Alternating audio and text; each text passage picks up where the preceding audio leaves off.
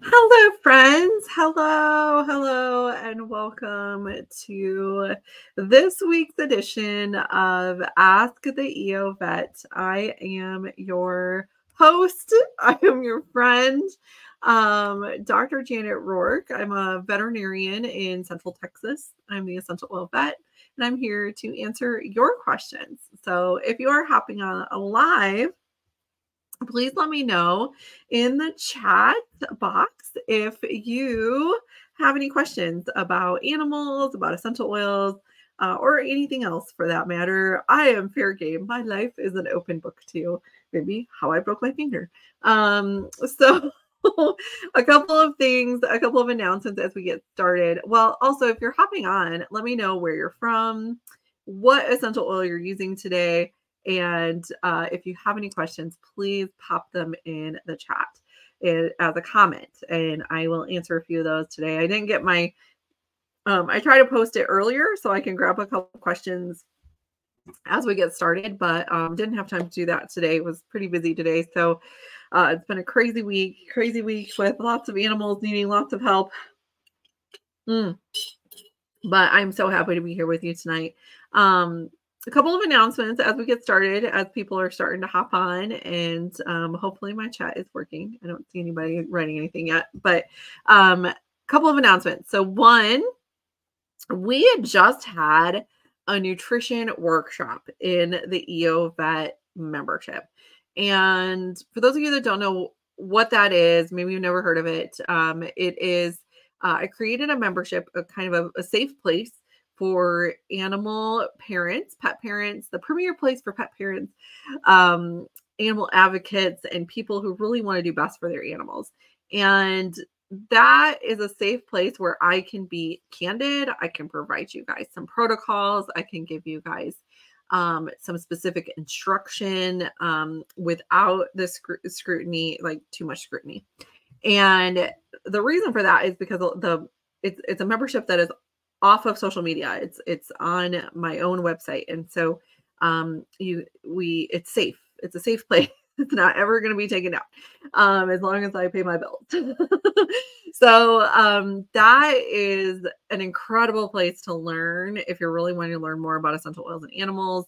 And in there every month I do a workshop about a really hot topic. And so this year, this month, in January on the 31st, so on last Wednesday, we just did a workshop on nutrition.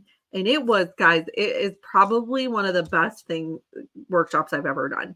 And I don't say that lightly because I have done some really incredible things. And I'm not saying that, I say that in the most humble way, please. I'm not like trying to like self-inflate or anything like that. But I try to provide excellence is a very core value of mine. And I try to provide you with excellent things. And this nutrition workshop was excellent. And if you're like, I really want to know about nutrition for dogs and cats and horses and all the things, like, how do I know if what I'm feeding is good?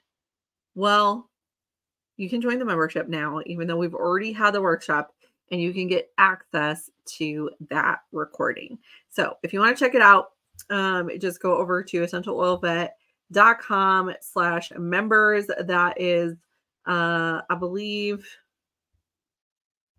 the first workshop that's listed. And so you'll be able to access that. And I created a list of recommended pet foods. So a lot of people are like, well, I don't want to do homemade. I don't really can't afford raw, or whatever your reasoning is, which is a completely valid reason. And there's no blame, no shame. What I did is I created this really awesome, it's a PDF. So it's a downloadable PDF with recommended pet foods, recommended toppers that you can put on your pet's food. And so that you know that you're giving the best you can for your animal without having to like wade through all the information that's out there. I did that for you. It took me months to honestly to figure all of it out and to decipher everything and give you something that I would be willing to feed my own animals these foods. And that is not saying it lightly. So so check that out, essentialoilvet.com/members. It's only available to members. And if you're like, I don't like memberships, Dr. Roark, you're trying to rope me into something, No, I really am not. You can join for 1 month if you want, grab that information and leave if you want. I hope it's valuable enough that you will obviously stay for longer than that. But it's not gonna hurt my feelings if you leave, I promise. Maybe a little, but we have people coming and going all the time. I don't want you to be there if it's not the place for you. Okay, so that being said, that is something that was absolutely incredible. It's recorded. You have access to it if you join the membership. If you're in the membership, you already have access to it. And our next member workshop is on allergies in animals. And that is coming up in just 2 weeks on the 16th of February, which is a Friday at 7 p.m. Central. So if you want to join that one, make sure you hop in the membership for that. Okay. Those are the 2 big announcements I have. Also on the 17th, I'm going to be doing a 3-hour workshop on dogs. I don't even have a name for it yet, and I don't have a link for you on that one. But stay tuned. I'm going to give you guys some information about that in the next couple of days, and looking forward to sharing that with you. It'll be a 3-hour workshop. It is going to be $97 for that particular workshop, 3 hours, and you're going to learn how to help your dog live their best life. So, okay, with that being said, I think those are the 2 big announcements I had for this week. Oh, and next week we are not meeting. So there is no Q&A next week. The 11th, we have a big football game here. So nobody will be on anyways. So no free Q&A next week. Okay. Hi from Dallas. Hi, Brenda from Nebraska. Linda from New Jersey. Joy in Dallas, Texas has a question. So we'll get her up here. We adopted a cattle hula and she was spayed at the beginning of January. And about 2 weeks after, we noticed she was having incontinence. What do you recommend to help strengthen her uterine wall to stop the leaking? So it's not actually the uterine wall that you need to strengthen. You need to strengthen her sphincters. And a lot of times, depending on how old your dog was at the time of spay, sometimes this can happen due to a decrease in hormone activity. So, okay, hold on. I keep coughing because I have this cough and this water is not helping. Okay. And it's just a little tickle in my throat. I'm not actually sick, you guys. Okay. So, so the best thing you can do for that is really, there's a couple of things. So you want to, there's some things that you can do to really support the bladder, to support the sphincters, and to balance the hormones. So those are kind of the 3 things that we really want to focus on when we have any kind of spay incontinence or anything like that. The other thing you should do is notify the vet who did the surgery. Please do that because they might be able to help you as well. So the oils that I really like for that are cypress, marjoram, and helichrysum. And you can do just like 4 to 6 drops of each of those in a 10 milliliter roller bottle and mix it together and then roll it kind of on her spine, like in the back part of her spine over where the bladder is. And then the other thing you can do is actually give a phytoestrogen to help support her hormone balance as well. For a Catahoula, usually a somewhat larger dog, so you can give 1 or 2 of those once a day. And that is totally fine to help boost the hormones a little bit, support the hormones a little bit. A little clary sage or clary calm can help as well. Prentice says, what oils can support muscles in cats? So if we're talking about muscle soreness or pain or anything like that, then there's a lot of muscle supporting oils out there. Marjoram is probably my favorite. It's super safe. You can also use diluted aroma touch or the Kids Rescuer blend. The Kids Rescuer blend is great because it's already diluted and you could just use it as is right over those sore muscles. Now, cats don't like to be like sprayed or touched with anything. So what I recommend is that you roll a little bit on your hand and then pet it over the area that you're trying to get to as far as supporting that particular muscle. Angie says, what do you do for a dog that fell off the couch and holds up his foot when he walks? So we might have hurt it or injured it. So I would, if it continues, absolutely take your dog in and maybe get a radiograph, make sure there isn't some kind of fracture there. Something they might have just had a soft tissue injury, which is also very common. There's a lot of ligaments and tendons in those feet. So I really like the Aroma Touch blend. So dilute that out. You want to do like a 2% dilution of that. Copaiba and frankincense internally can be really, really beneficial. Just make sure that whenever you're feeding an animal internal oils, you're looking for a supplement facts label. You see that supplement facts label? You want to make sure it has that if you're giving it internally. If it doesn't have that, don't give it internally. And so brand really, really matters with that because it has to be one that's approved for using internally. Joyce, okay, so the Caterpillar was a year old, so she's fully grown. Okay. Oops. Kitty says, are there any oils that will help vomiting, diarrhea, in 6-week-old puppies? Lost 2 already. Oh goodness. Definitely go to the vet immediately. I'm sure you have already been to the vet. Those little bitty guys they get super dehydrated super fast and they need supportive care. So lots and lots of supportive care. So if you're not doing Pedialyte or chicken broth every like 1 to 2 hours, then you need to do that, or at least make sure they're in a vet where they're getting supportive care. But for digestive support, you can use the Digest and Touch or the Kids Tamer blend, which is diluted enough for those young puppies. And I really worry about something viral or something like that, in which case, really hopefully you have your vet involved in that situation. Gwen says, what's your opinion of tacking puppy tummies for prevention?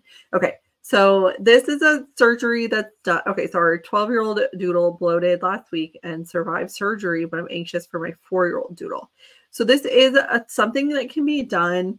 Usually it's done when, sometimes it's done when they're getting spayed or neutered, where they, in large chested breeds, they're a little bit more prone to bloat or, stomach rotation. And so there's this quick and easy surgery that involves tacking the stomach to the wall, the abdomen, and that actually prevents it from, it's preventative in nature. It's a very simple surgery, very straightforward. It is a surgery. So it's, if your dog is already getting surgery, it's a great one to kind of add into the mix. If you're worried about it for your other doodle, again, it depends on how large chested they are. So talk to your regular vet and see if it's a good option for your other dog. I can't really say yes or no. If it's going to give you a little peace of mind, it might be worth it. And it's very, very case dependent, whether or not to do it. Again, it's a very simple surgery, very quick surgery, and not anything I wouldn't hesitate to do that if it's something you're concerned about or something that your vet recommends. Let's see. Lisa says, what do you recommend for a 2-year-old lab who's hyperactive? Well, welcome to owning a lab is the best way I should describe him. He doesn't hit all the markers you've listed on your anxiety video. Also, what doTERRA capsules are safe to give an 80-pound lab? So pretty much all of them are safe to give 80-pound labs. Basically, they're the size of a human, small human, and can do really well with any of them. The only ones that I don't recommend, just make sure you're not doing tea tree, anything with tea tree, birch, or wintergreen in it. Okay, so those are the big things for dogs. But with the 2-year-old labs, they require a lot of exercise. And so if you're only doing 30 minutes of exercise, that might not be enough for this type of animal. Okay, so making sure that they're getting, not just running around crazy all the time. Of course, you should be doing some of that as well, getting their energy out, but also focused exercise where they're healing, they're being obedient, you're doing maybe some agility, something like that, where they have to be focused on a task. Giving them a job can be very, very helpful. And then, of course, all of the oils that we talked about in the anxiety video are going to be helpful as well. So vetiver is one of my favorites. The Focus blend, so In Tune or Focus, there's one called Focus, the kids one, are great for these guys. Very, very good. Anything with vetiver in it, lavender, very good for labs. The Balance blend, petitgrain, Roman chamomile, peace, forgive, console, any of those guys are going to be super helpful for any kind of animal that is just kind of crazy. But unfortunately, you have a dog, you have a lab that's at the age where pretty much all of them are a little bit like this, especially if they're a chocolate or, you know, a silver. So definitely use your oils to help, and then help you to, you know, once they get to be about 4, they start calming down a little bit, but you got a ways to go yet. So, so lots and lots of exercise, lots of mental stimulation, as well as physical stimulation is going to help you a lot. And working with a trainer can help a lot as well. Mary, oh, let's see. I don't think I can answer your question. Oh, here we go. I'll just go with it since I already started it. My dog had cysts on his belly, put a roller bottle of frankincense and lavender. The first day it actually drained, but it came right back. I only use it once a day. How often can I use this mixture? Also, is Correct X safe to use on my dog? So I do not recommend Correct X for dogs because it has tea tree in it. And we don't want to use tea tree with dogs. I've had a couple of dogs actually get tea tree toxicity because of this product. So do not use Correct X on dogs. But you can mix up the all natural healing salve. So you can make your own salve very, very easily with just a little coconut oil. You can even put a little beeswax in there to make it a little thicker, and then whichever oils you want. So I usually recommend helichrysum, frankincense, myrrh, and lavender for kind of just natural healing. Okay. And then, and I have that recipe.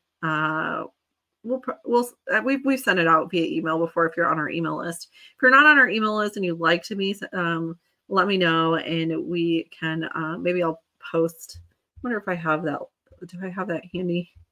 How to get on the email list. Carol, do you know what the link is for that one? I think we had a quick link on that one. If you're still on, I'm not seeing it in here very quickly though. No, I don't see it. But we do have a way to get on our email list. And if you're wanting to do that, I'll post about it soon. And hopefully somebody will post it in the chat as well. But you can absolutely use the lavender and frankincense mix more frequently. Oh, thank you so much, Carol. So go.essentialoilvet.com/join-email-list. It will get you on our email. It's quite a long one. And I'll put a quick link in the discussion as well to help you do that. But as far as the lavender and frankincense, you can absolutely do that more frequently. You can do up to, as long as it's diluted, like we talked about, to, 2 to 5% would be fine for a big dog. Then you could do it as often as 6 times a day. So every couple of hours, totally fine to do that to help get rid of it a little faster. Let's see. Yes. Okay. Teresa says, what would you suggest for a spider bite? So, oh no, I'm so sorry about the spider bite. So the best thing for spider bites is honestly lavender and basil. Basil is great. And then I will usually do some copaiba and some frankincense on there as well, just for support. And again, you'll want to do that every couple of hours. So that it doesn't get so to help decrease the irritation of that. But the lavender is very soothing. The frankincense and kind of anti-itch, and then the frankincense and copaiba will help with the inflammation. With the basil will help with the any kind of like the actual bite material in there as well. So I really like basil for that. Okay. All right. That is all the time we have for today. I stayed a little bit longer than normal, but you guys had some good questions. I had some announcements. So thank you guys so much for your time. Again, if you want to get on that email list, head over to go.essentialoilvet.com/join-email-list, and we will get you on our email list. And I'll post that as well, since I know some of you, we send out, we try not to spam you. but I try to provide value in every single email we send you. And we send out every Monday, we send out an email with a recipe or a testimony story or information about upcoming events and things like that, so you don't miss anything. I know it's hard to keep up with social media. Sometimes it doesn't show you even when you want to see it. So we like our email list to help people stay current as to what's going on. And we don't want you guys to miss it. So, all right, guys, have an amazing week. I won't see you next week. But if you want to get into the membership group, the 16th, we have the allergies workshop. And then on the 17th, not in the membership group, but totally separate, we're going to do a dog workshop as well to keep your dogs happy and healthy throughout their life. So I will see you soon, one way or another, somewhere. And I'll talk to you guys later. Bye.